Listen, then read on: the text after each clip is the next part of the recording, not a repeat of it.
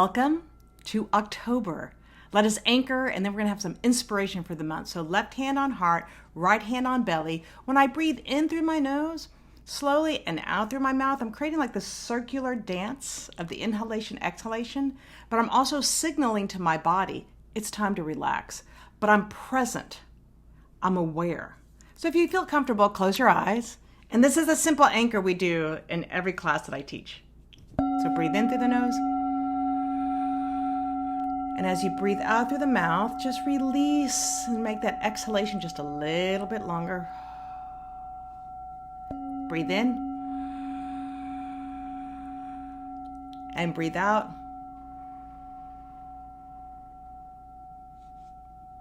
Breathe in. And breathe out.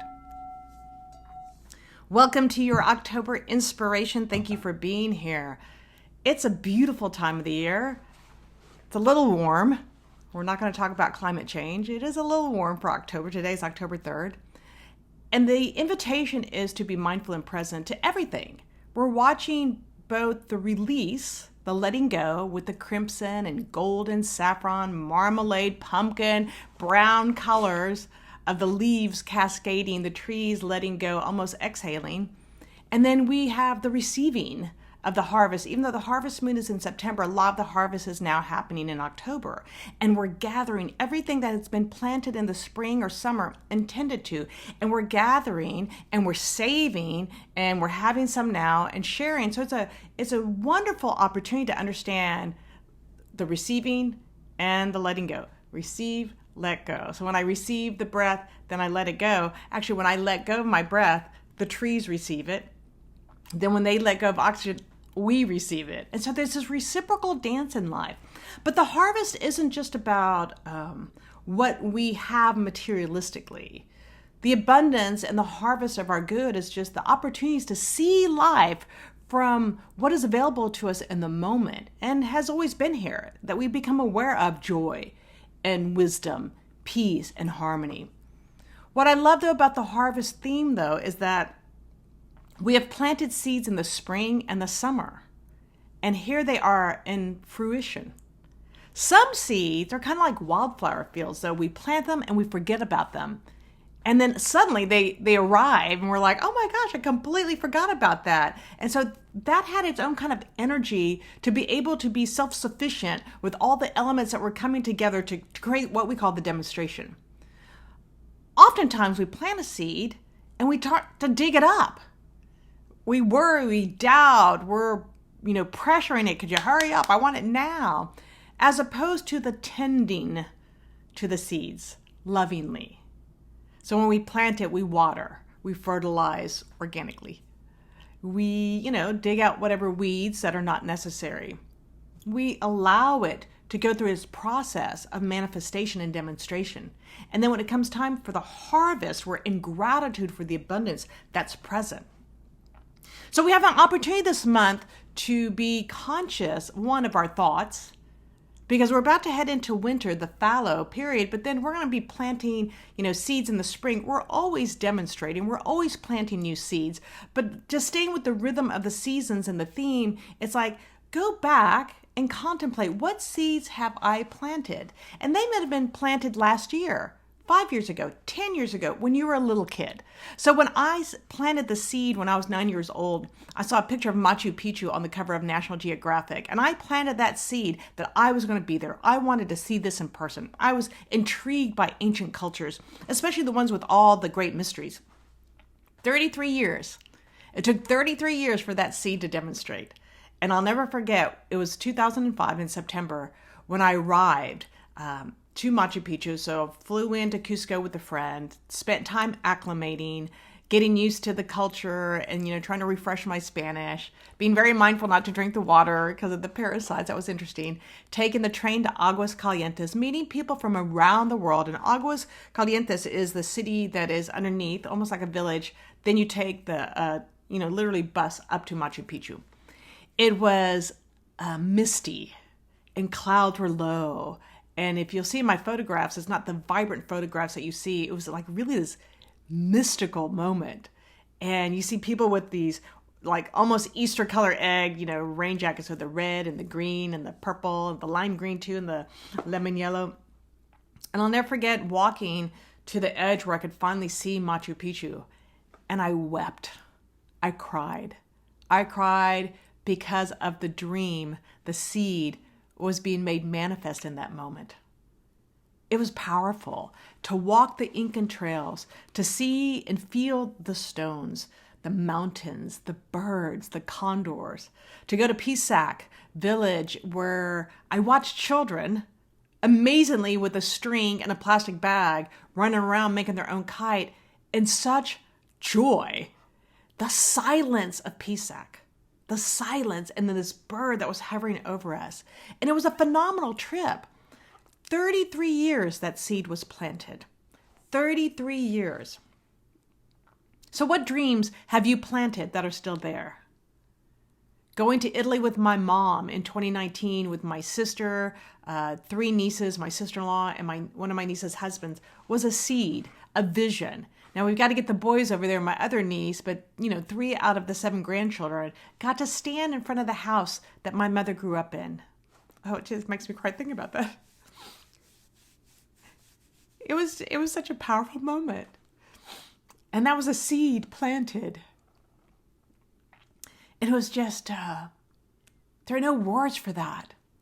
So as we harvest, let's look at all the good that has demonstrated. Even during these challenging times, whether we have a pandemic or not, this human experience can be challenging. And the seeds of love that have been planted and the tending to in the moment so that we don't wait. We don't wait. Because I've had some grief going on and with like my favorite aunt and 2 friends and another aunt. So the whole point of this conversation, this inspiration is to pay attention and notice. Are you even allowing yourself to plant new seeds? Are you making up excuses why you shouldn't do that? No, that's going to cost too much money. No, I'm too old for that. Oh, that's ridiculous. What are people going to think? Like, take all those thoughts. Those are the weeds, and I want you just to lovingly, toss them out. And then take a moment and drop into your heart and just really ask yourself with your left hand on your heart. And let's just do a little heart coherence with heart insight. I learned this from the connection practice, but also the heart math training that I'm doing. And when we breathe into our heart, there's an intelligent field of energy in our heart. And so what we want to first do is get into coherence, which is actually a vibrant state.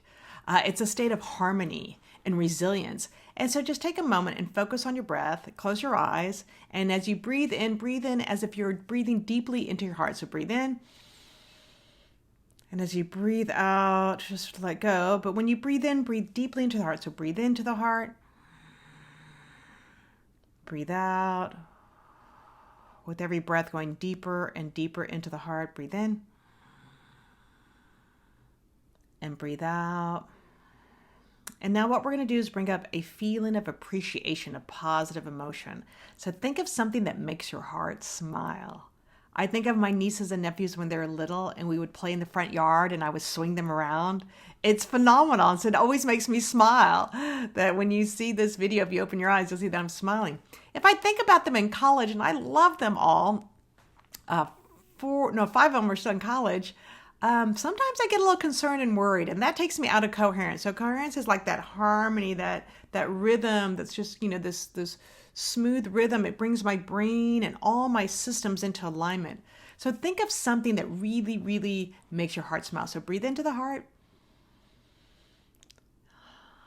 And as you're breathing deeply into the heart, bring up that feeling of appreciation. Something that makes your heart smile, that positive emotion. And breathe it in. And now, just in your own mind, ask a question to your heart. The heart will reveal, either in this moment or subtly at some other point, the answer. But what is the question? What is the seed that you want to plant so that the harvest arrives at the perfect time? Breathe in. Into heart, feeling of appreciation. And when that insight arrives, You can open your eyes and write it down.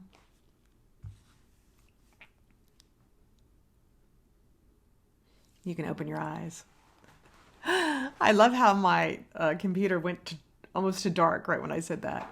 So we're planting seeds even though we're in the harvest. We're tending to our dreams. We're tending to our dharma, our soul's purpose, our desire. And so here's the invitation. What seeds have you planted that you have not tended to?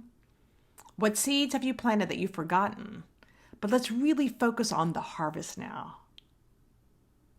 What are you abundantly receiving? What are you accepting right now in your life? What do you have to share and to spare? Can you see with the eyes that see that there's more than enough? And if there's areas that you need support or require support, bring that into prayer. Plant that seed. The harvest will arrive. The answer is always in the prayer. So you're living in answered prayer. That's the whole, journey of planting the seed, tending, or just letting it blow in the wind and then it arrives. And you just never know how the demonstrations come forth. So in this month of October, I'm going to invite you into one, gathering your good. As we head into the darker months, we go into like our little cave mode. What are you taking within to contemplate? What seeds, like bulbs, have to be planted at a certain time? So I can't remember if my mother plants in December, the daffodil bulbs and the tulips. November or December. But so we're harvesting, but we're also noticing we're tending and having to seed. And so take that seed that arose as your heart insight. Imagine that's like a tulip bulb. And you're going to plant it at the perfect time. And you're going to know the demonstration. You're going to live it. And then as you're harvesting and you're seeing all that's demonstrated, it's like, yes, the universe is always supporting me because look how all this has arisen. And then sometimes there's weather, climate change, things that create some, chaos or static. But we have to stay true and anchored in the truth that there's a power for good in the universe and we get to use it consciously. So harvest. Today's all about harvest, but also the seeds that you're planting, being aware, consciously utilizing prayer in a way that's accepting your good.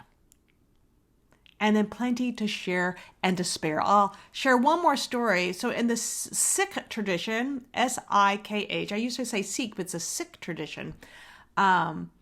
We met this beautiful man at the Parliament of the World's Religions in 2015. I've got to go get his name. And we're standing in line. It was me, Reverend David Goldberg, Reverend Jenny Elig, and I, and this beautiful man. And he was sharing about his faith because in the Sikh tradition, they literally fed 7,000 people a day for free. They would have fed 10,000, but some people didn't want to wait. And it's phenomenal to watch this. The abundance flowing, the service that's flowing, the smiles, the energy. It is so sacred. And as we were talking, he goes, I am commanded by my faith to be wealthy, but in a healthy, positive way, in a way that doesn't do harm to the planet or to people. But I'm commanded by my faith to be wealthy so that I may be generous in support and service to others and their well-being. So when I say there's plenty to share and to spare, that's what I'm talking about. That abundance that you've collected, that harvest that you have, to know that even if you give $1 and you give it with your whole heart and soul, you are giving from a higher consciousness. Plenty to share and spare. So you have a glorious October. I've got the affirmations posted. I got that little girl with her joy. She was singing pumpkins. All the kids were singing about pumpkins. It was fabulous. And just know that as we plant seeds, just like when you see oak trees, there's acorns all over the place. Some take root, some do not. And so what we focus on, what's in resonance and alignment with our dharma, our soul purpose, and to live a good life, and then to be able to be that contribution of light into the world with your generosity. So have a fabulous day. You can do the heart coherence, heart insight anytime. So it's just heart breathing, and you take several deep breaths, breathing deep into your heart. Then heart feeling of appreciation, bring up a positive emotion, a memory. I call it a happy mini memory, and it makes you smile from the inside out. And then ask the question and tune in. Normally it's the first thing that pops in because then the brain wants to come in and analyze and criticize. And sometimes you don't get anything till later. So just pay attention, all right? So let us anchor out. Thank you for being here. So appreciate you. Happy October, happy harvest, happy whatever bulbs and seeds that you're planting. And just remember the dreams that you're waiting to manifest. By the way, one of my dreams is to go to Paris and spend 2 weeks writing in cafes, drinking coffee, eating pastries. And I also have planted the seed of walking the entire Camino. So there are 2 of my seeds. Share with us 2 of your seeds that we're going to hold in prayer for you. Plenty to share, plenty to save, share, and spare, plenty just to participate in life. Let's anchor out. Breathe in and breathe out. Breathe in and breathe out. Breathe in and breathe out. Have a glorious day. Go out and enjoy this fall weather.